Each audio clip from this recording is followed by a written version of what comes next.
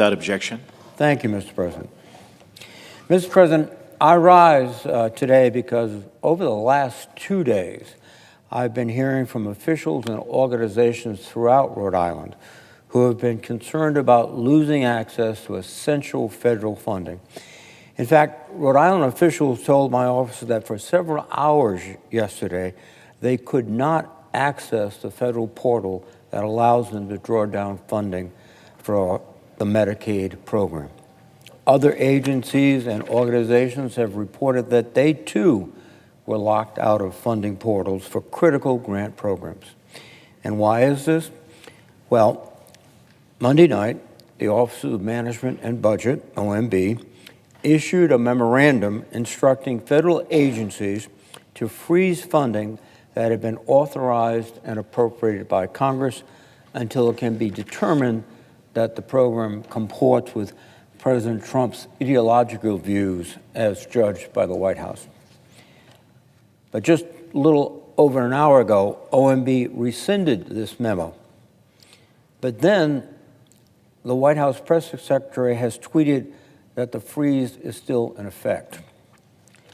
This illustrates the uncertainty and the lack of calculation that went into this process. Now, as my colleague, Senator Murray, the ranking member of the Appropriations Committee, has noted, the list of programs being put under the microscope was dramatic.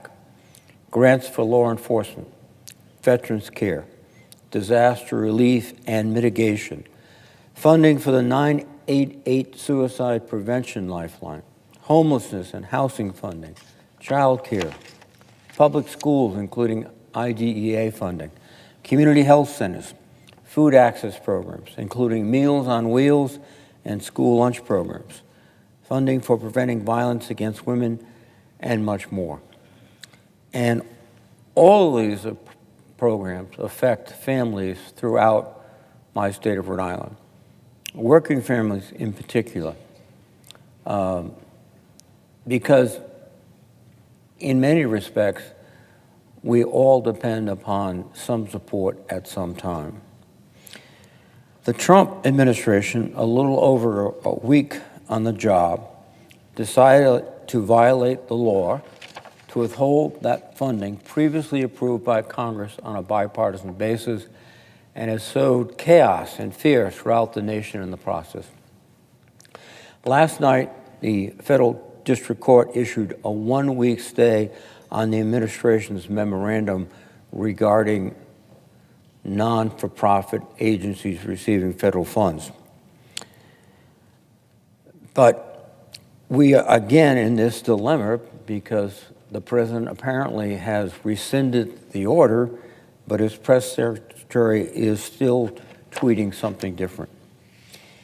It demonstrates how, frankly, incompetent the administration is, putting out directives with little or no thought or coordination, without anticipating or, more importantly, caring about the negative ramifications that an order like this could have on families throughout this country.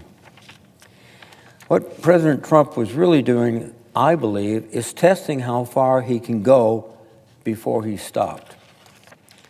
When President Trump tries to ignore the law, ignore the Congress, and there is no response, what is the point of checks and balances? Why are we here in the Senate if we pass, along with the House, authorizations and appropriations, and the President of the United States can ignore our actions? We have to speak up.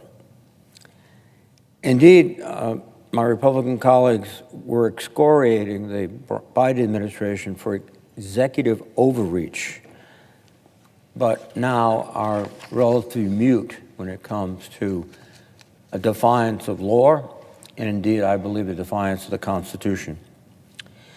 This attack should be alarming to all my colleagues who consider Congress a co-equal branch of government.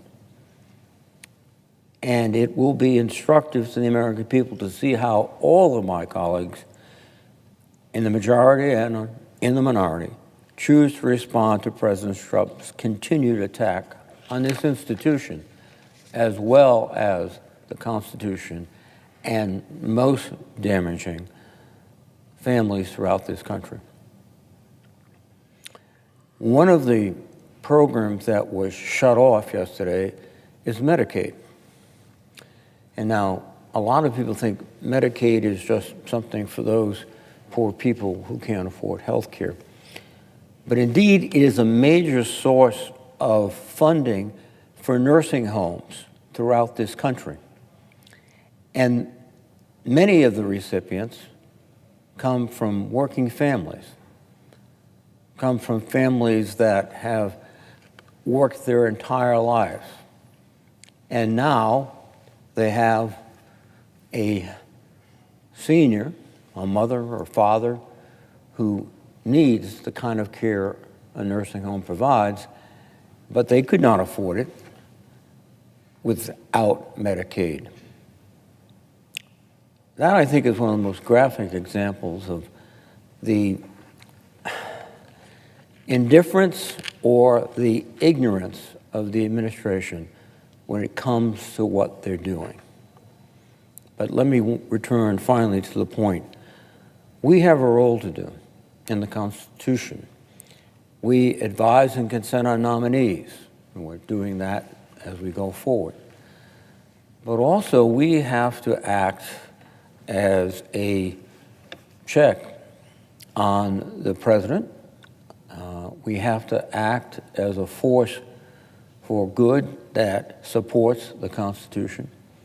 And that's a role I believe we have to take much more seriously today than at any other time in my tenure in the United States Senate.